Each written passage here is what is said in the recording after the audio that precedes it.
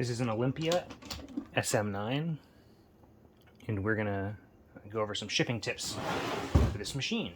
It'll also work for the SM3, a little bit different of a machine, but similar enough to where you can do the same for both. What we're gonna do is we're going to cinch this down so the carriage is free to move. What that does is it protects the escapement if there's some kind of hit that wants to send the carriage that way. If the escapement is engaged and you hit it hard enough, it'll just break. So what we're going to do is cinch this down so it's free to move and it won't affect the escapement. Second thing we're going to do is make sure the carriage lock is engaged. This is just a little piece of metal that engages some holes on the carriage to keep it from moving side to side. It protects the escapement. So in the case that this fails and this is still cinched down, it's free to move. Whereas if this fails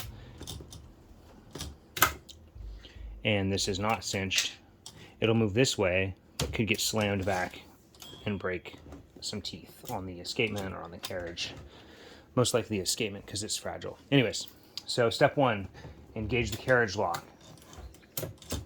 Step two is you're going to want to get a rubber band and move it around, loop it around this, cinch it around the right platen knob so it stays down.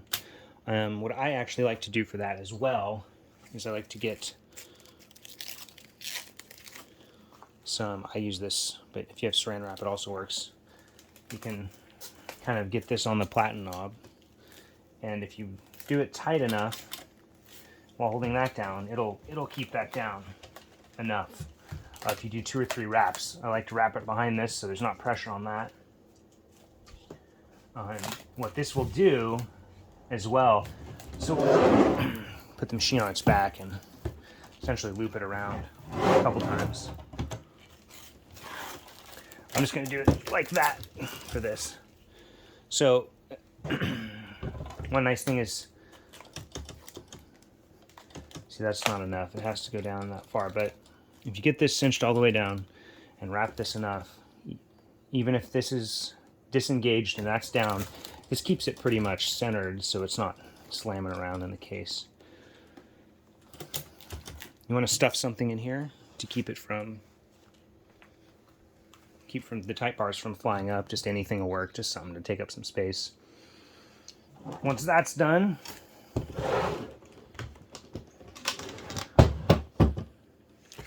place it in its case.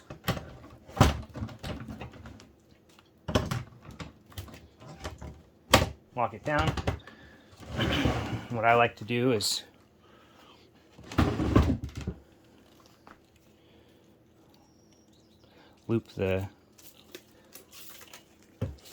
go underneath the return lever. This is a little awkward on this small thing, but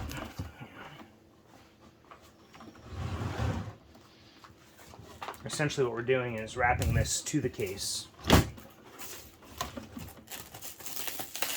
First strap's annoying.